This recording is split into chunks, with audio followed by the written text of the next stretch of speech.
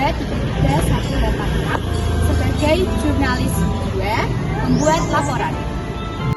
Halo, perkenalkan, nama saya Nela Marsa Aulia dengan NIM 202333189. Saya sebagai dokumentasi. Halo, perkenalkan nama saya Ali Fawad Urfa dengan NIM 202333191. Di sini saya bertugas sebagai jurnalis 1 yaitu membuat laporan.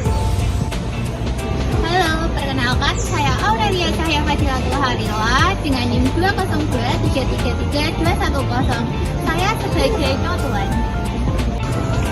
Halo, perkenalkan nama saya Adam Sidki dengan NIM 202333214. Jobdesk saya sebagai dokumentaris. Halo, perkenalkan, nama saya Auralina Lintang Permatasari dengan NIM 20233315 sebagai pewawancara. Halo, perkenalkan nama saya Indonesia Kaliana Tantri NIM 202333277 sebagai pewawancara.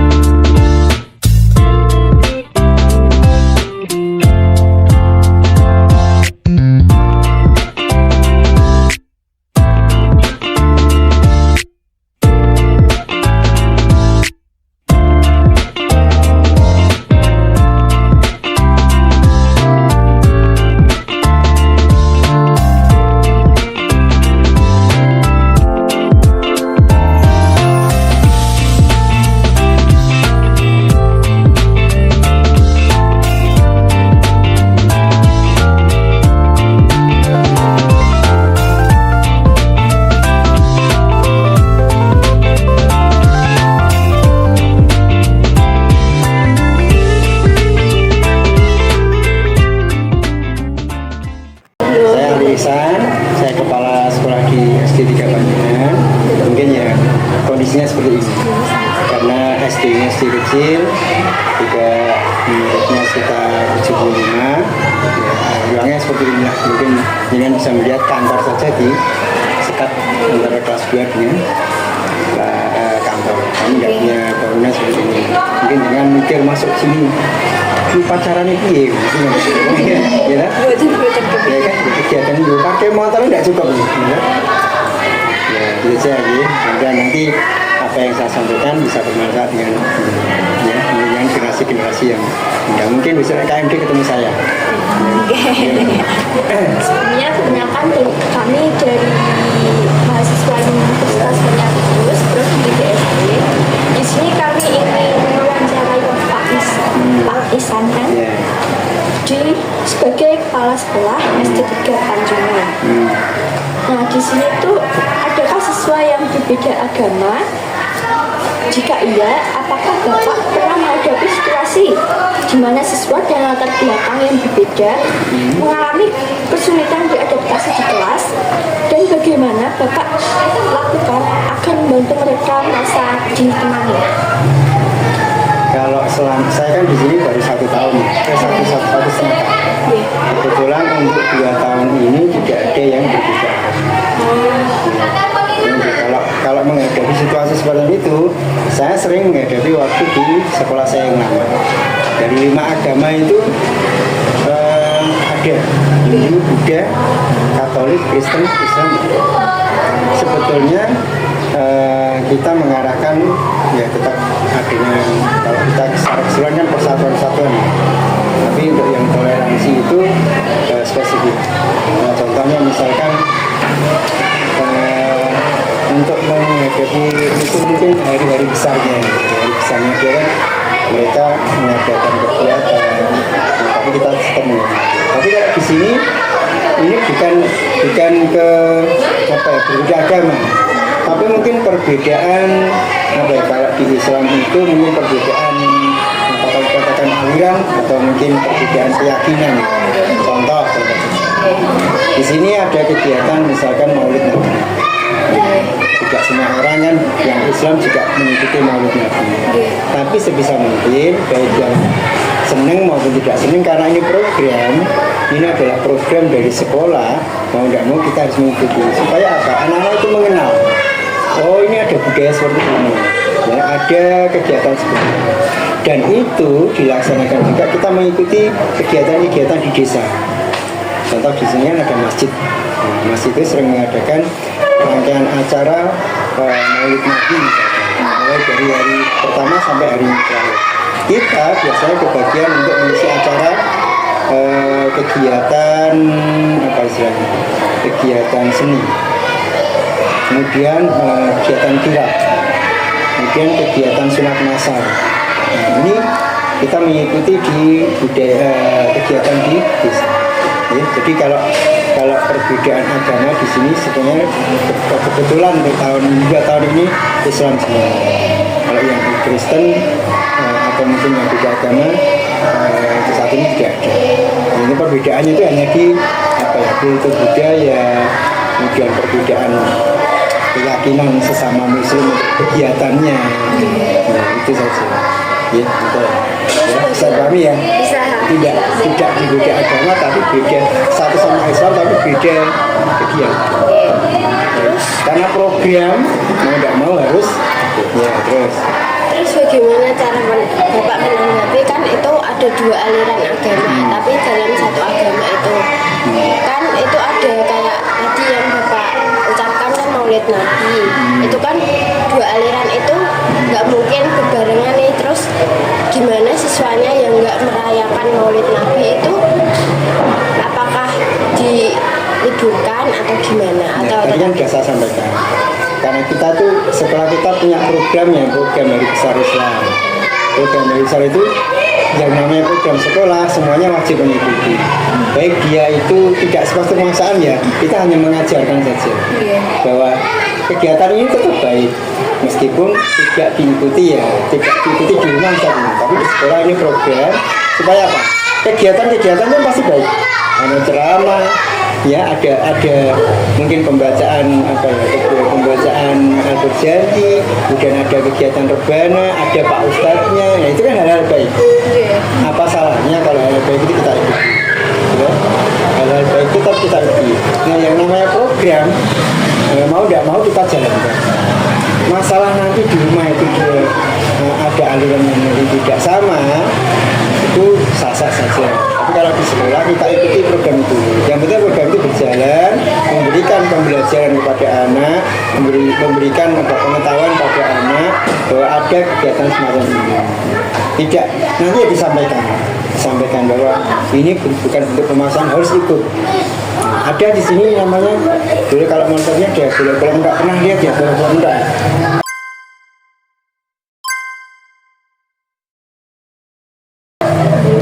Bola itu keranjang kecil yang isi jajan itu. Keranjang kecil yang dari anyaman bambu itu, yang merah hijau itu kan suatu budaya. Kita juga mengenalkan budaya yang kudus itu seperti ini. Ada budaya kirab, ada budaya itu satu rangkaian. Jadi anak-anak hal-hal yang baik kita ajarkan. Apalagi yang namanya di sini itu kita harus berhubungan sosial dengan masyarakat, ikut kegiatan juga baik. Orang kalau tidak pernah mengikuti kegiatan apa ya, introvert namanya. Itu kan bahaya itu. Ya nanti kedepannya tidak baik. Tapi kalau sudah dikenalkan bahwa ini ada budaya, ini ada kegiatan yang baik, silakan diikuti, tidak dipaksakan. Asal misalkan tidak ikut di sini kegiatan, tapi hanya diam saja kan tidak masalah. Yang penting kegiatan itu tetap jalan, gitu loh, maksudnya itu. Ya, jadi saya tidak memaksakan itu, tapi program ini harus tetap jalan. Gitu, yes. Nah kalau dalam agama tadi kan ada toleransi ya Pak. Di sini Bapak sebagai kepala sekolah, bagaimana cara menerapkan konsep toleransi itu pada para siswa? Konsep toleransi yang kita menanamkan silaturahmi, gitu. Nama toleransi itu kan hubungan baik dengan mungkin sesama beragama, antar agama, tetap silaturahmi. Mungkin saja pernah di sini teman-temannya yang dari sekitar sini ada yang beragama mungkin Nasrani mungkin sebelah sini, itu mereka tetap main. Itu juga kita ajarkan ya tetap silaturahmi. Silaturahmi tetap ada, nanti pasti toleransi pasti pasti terdampak. Kalau kita soal mengajarkan bagaimana menjalin persatuan, bagaimana hubungan baik, bersilaturahmi, kemudian bagaimana kita namanya saling berhubungan. Ya, kalau ada gesekan pasti ada, tapi bagaimana meminimalisir gesekan itu. Kalau di sini ada kegiatan yang berkelompok. Kalau misalkan di sini ada ekstra, kalau di pramuka juga diajarkan, kalau di ekstra organisasi juga diajarkan.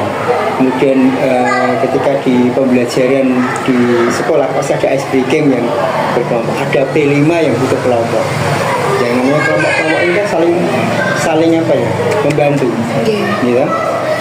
Terlepas dari agamanya apa, kulitnya apa, kemudian dia anak orang kaya atau miskin, yang penting kelompok itu bisa menjalankan tugasnya, tidak menutup kemungkinan di luar, gitu. Toleransi ini pasti akan terjaga, itu sedikit demi sedikit itu pasti ada, ya, silaturahim, kerja kelompok, kemudian apalagi di pramuka itu pasti ada tim namanya kan ada tugas kelompok yang mereka bisa saling mengisi.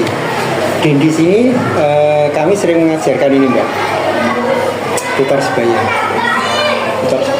atau juga ini kalau satu kelompok itu dipastikan ada satu anak yang pintar, ya, ada kelompok-kelompok itu ada, misalnya ada yang pintar itu 4 orang ini dibagi, kelompoknya 1, kelompok 2 pasti ada 1 pintar, itu yang ngajari istilahnya saling berbagi ilmu.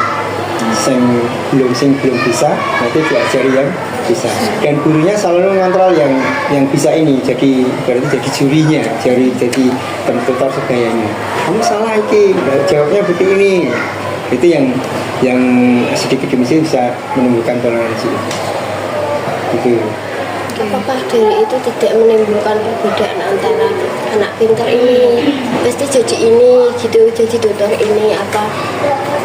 Begini, kalau masalah penjenengan melihat pintar dan tidak itu, kalau di sini kan yang namanya pembelajaran berdiferensiasi. Jenengan dengan jenengan punya bakat yang berbeda.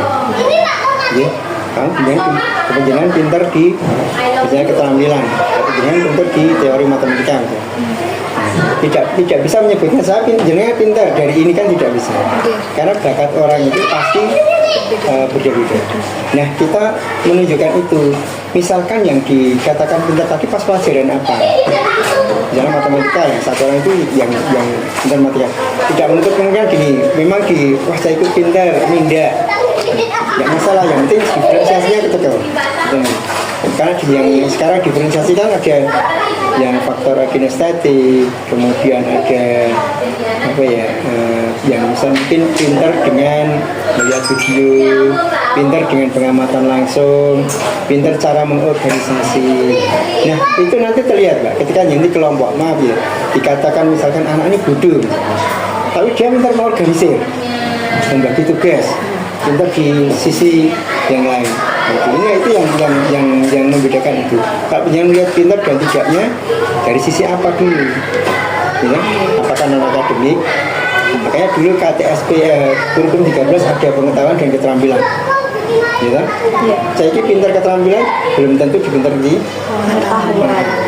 pintar matematika belum tentu pintar bal-balan, ya enggak? Pintar bal-balan, siapa Bambang Pamungkas? Bambang Pamungkas itu siapa? Dia di non akademik itu kurang, tapi bagaimana dia bisa menggunakan skill sepak bola dan terkenal, ya kan? Bahkan di sini jangan meremehkan, bahkan ini kejadian anak kami dan saya dikatakan paling rendah, nuakal sisa, tapi dia dapat juara tingkat kabupaten, 1 panjat tebing, 2 pria keterampilan pria di FLS 2N, dan itu anak paling bawah dan paling nakal. Apakah jangan bisa mengatakan itu anak bodoh? Saya bisa kan mengatakan dia pintar, ya kan? Di panjat tebing, pintar di pria, ya enggak? Nah, makanya untuk membedakan pintar tidak itu dari mana dulu. Nah, tidak bisa langsung mengatakan pintar dan bodoh. Satu kelompok itu, nah makanya pada saat misalnya pada saat kelompok kerja membagi ini pelajarannya apa dulu? Oh IPA, anak ini yang pintar IPA dulu diudakan. Ini yang ngajari. Pastikan kualitas anak-anak lah. Jadi kesenjangan itu tidak terlihat. Nanti kalau misalkan pelajaran apa lagi, berubah lagi kelompoknya. Gitu ya. Selanjutnya, saat mengajarkan materi yang berkaitan dengan keragaman, misalnya sejarah dan kebudayaan, bagaimana Bapak atau Ibu memastikan bahwa semua siswa merasa sangat dihargai dan tidak ada yang merasa terpinggirkan? Kalau yang namanya guru itu pasti sayang dengan muridnya. Yang menghargai itu pasti sejengkel-jengkelnya guru itu pasti sayang. Yang namanya menghargai itu kan bisa juga ketika bisa menjawab kasih reward, tepuk tangan loh gitu. Gitu kan? Ya pasti pintar dek kamu gitu kan. Itu kan salah satu penghargaan. Nah kadang kalau saya dulu ngajar itu membuat pin dari kertas. Murid hanya dikasih kertas pin itu senang rakaran. Gitu, kasih bintang. Dadamu udah berapa bintangnya? Wah aku dapat 5. Senang. Itu penghargaan pada siswa. Kalau kita membahas apa ya tadi materi di masyarakat, anak-anak yang lebih bersosial di masyarakat itu pasti bisa membawa kelasnya. Ya, bagaimana kita bisa menghargai anak itu dilihat dari kegiatan anak. Bukan berarti anak sengkolan-kolan nakal itu kita cek dengan anak nakal ya. Pasti kita harus menghargai. Misalnya si Anang ini kok lari-lari terus ya, besok mungkin jadi pelari ya. Kamu Caca tuh jadi pelari deh. Ada rezeki bombang gitu. Kita memberikan arah motivasi. Penghargaan itu kita berikan berupa motivasi, berupa reward. Jangan sampai apa ya istilahnya. Kalau bisa itu jangan merendahkan. Contoh kalimat. Ya jari orang sosok dia bodoh mana itu jangan sampai. Makanya jangan besok jadi pengajar, jangan sampai kalimat itu keluar. Ya, jangan diajari apa ya? Dari dulu jangan diajari akhlak lebih baik daripada ilmu. Kalau akhlak kan jangan bagus, pasti muridnya jangan ikut. Guru cantik, guru ganteng, akhlaknya bagus, tidak marah. Itu kan hal yang apa ya kecil tapi anak-anak pasti mengenal. Jadi cara menghargainya seperti itu. Bagaimana kita memotivasi anak, memberikan reward, memberikan kasih sayang. Bahkan di sini maaf ya, ada anak yang dikatakan berkebutuhan khusus. Pensil jatuh saja dia tidak bisa, mungkin untuk diambil ke guru nih, adik nulis. Itu kan penghargaan apa ya, menghargai bahwa jangan rendahkan anak ini. Kalau bisa kita bantu lah. Meskipun kita sudah bantu semaksimal mungkin kok belum bisa, itu selaknya Gusti Allah. Gitu. Yang penting ada usaha. Ya. Pak, tapi kalau misalkan kan tadi kata jenengan wonten anak yang berkebutuhan khusus kan. Misalkan anak itu tidak ditemani oleh temannya gitu loh karena dia itu berkebutuhan khusus itu pasti disingkirkan. Jenengan itu Itu pintar-pintarnya guru. Saya selalu motivasi guru. SD ini adalah SD negeri. Siapapun wajib diterima, termasuk kebutuhan khusus. Meskipun kalau kebutuhan khusus itu harusnya ke SLB, tapi sekolah kita tidak boleh menolak. Intinya kalau sekolah sini ya silakan. Tapi kita sudah matur ke orang tuanya bahwa sekolah sini tidak punya guru yang berkebutuhan khusus. Artinya saya menghormati anak penjenengan sebatas saya bisa. Ya, nah bagaimana dengan misalkan dengan temannya, pasti konconya dolong atau mesti yang tersisihkan. Nah, kalau dia dibully, nah itu kita bagaimana gurunya ibaratnya membentengi. Contoh nih, seandainya setiap pelajaran meskipun tidak bisa, ya tetap dirangkul di bagaimana anak ini nyaman di kelas. Ya seperti itu memang dimanapun kalau misalnya anak berkebutuhan khusus, tapi kebutuhan khususnya di sini kebetulan tidak sampai, saya udah idiot nggak sampai ya, dia kan pasti tidak bisa. Ini itu hanya mungkin pendiam, nulisnya tidak mau, dia kurang pergaulan, ngomong aja nggak pernah, ngomong aja nggak pernah. Jadi kalau dia di ngomongin guru nih, jadi tidak sampai kita bicara apa. Nah itu pasti gurunya ngajak ngobrol di kelas, ngajak ngobrol. Kemudian kalau misalkan dengan ngajak pembelajaran yang permainan, ya kan? Pembelajaran dan permainan kan satu kelompok itu kan juga bisa saling berinteraksi. Nah saya lihat kemarin waktu masih di kelas 2, dia diajarkan mungkin buat lingkaran ayo gandengnya. Ya, itu untuk membuat temannya itu bisa menyatu. Ya tadi selain toleransi, jangan menghakimi anak ini kurang bisa atau apa. Tapi teman-temannya pasti dimotivasi sama gurunya, jangan membuli, jangan juga aru-aru.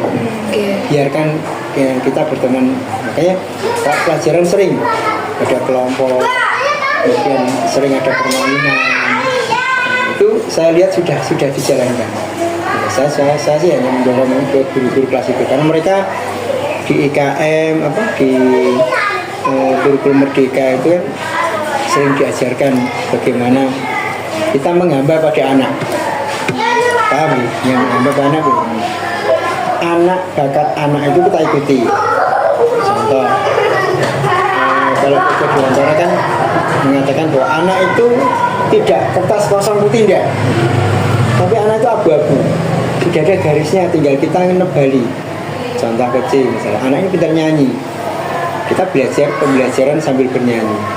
Nah kita tawarkan anak itu bisa nyanyi ya, atau bisa nyanyi bisa untuk menghibur teman-temannya, bisa pelajaran bisa masuk, ya. Dan juga ada anak yang pintar, misalnya olahraga, dia bisa mempraktekkan apa kegiatan olahraga. Jadi ibaratnya kita tuh mengikuti alurnya anak yang bakat yang dia miliki. Itu ya, makanya kalau sampai tadi ada yang berkebutuhan khusus, ya kita menjagalah gurunya bagaimana memposisikan anak itu biar tidak rendah hati, rendah diri, minder. Pasti kan berkebutuhan khusus sih minder. Biasanya. Koncoku udah pinter-pinter, tapi kita selalu menguatkan. Makanya gurunya sampai ballpoint potolotnya, ayo kita nulis. Meskipun hanya bisa nulis sedikit-sedikit, tapi gurunya telaten.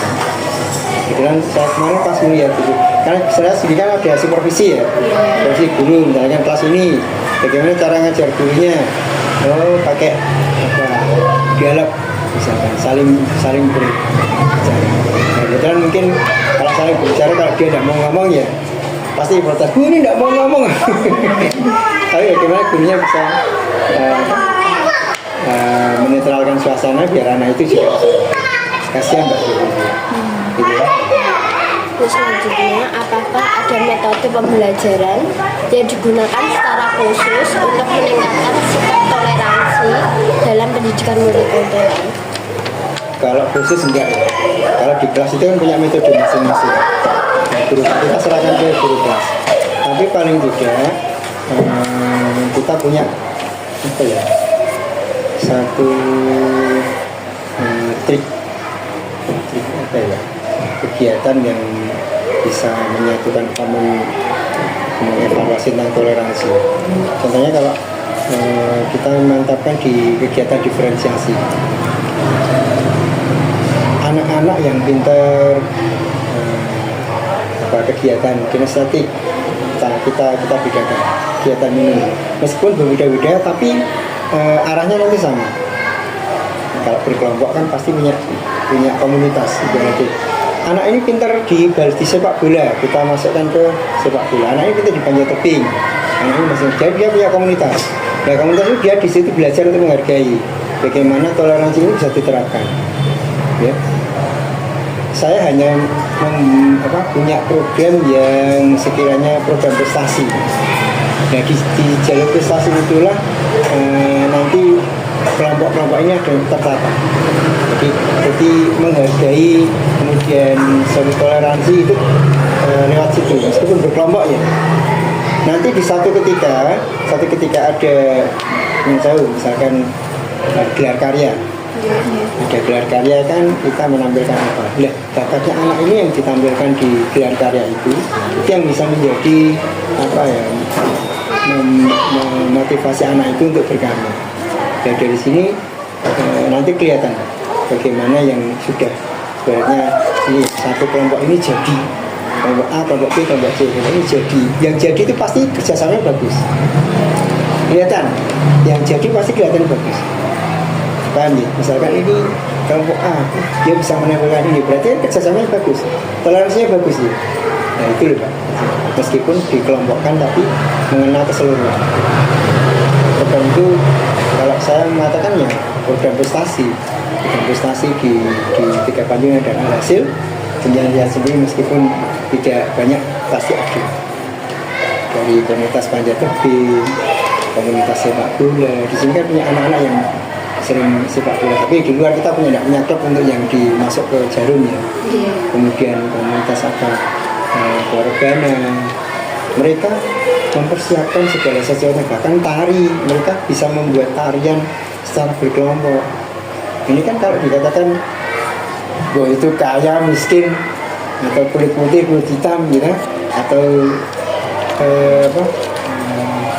Islamnya bahwa Islam yang mana, tapi kan satu, mereka bisa menyatu. Jadi loh, yang toleransi itu pasti kan saling menghargai, ya kan?